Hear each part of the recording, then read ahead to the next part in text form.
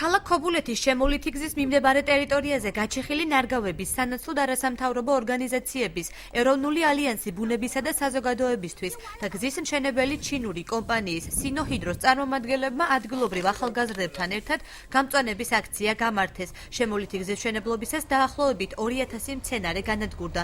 ჩინურმა სამშენებლო კომპანიამ კი აღნიშნული მეთოდით ეკოლოგიური მდგომარეობის გამოსწორება სცადა. აღსანიშნავია ის ფაქტიც, რომ არასამთავრობო ორგანიზაციები ამჟამად საერთო ინიციატივაზე მუშაობენ, რომლის წარდგენასაც მუნიციპალიტეტის საკრებულოში გეგმავენ. პროექტის თანახმად ქობულეთის შემოვლით გზასთან ქართველი და ჩინელი ხალხის მეგობრობის პარკის სახელობის ტყე პარკი უნდა მოეწყოს. დღეს ჩვენ განვახორციელეთ გამწვანების აქცია. ბოლო პერიოდში სამშენებლო სამუშაოების და არა მხოლოდ სამშენებლო სამუშაოების გამო საქართველოში მასიურად განადგურდა მწვანე საფარი. ამიტომ ჩვენ დაგვებადა იდეა, რომ შპს კორპორაცია სინოჰიდროს დახმარებით განგვეხორციელებინა ეს აქცია, რაც გულისხმობს 400 ძირი კრიპტომერიის დარგვას და რაც დადებით გავლენას იქონიებს ეკოლოგიურ მდგომარეობაზე.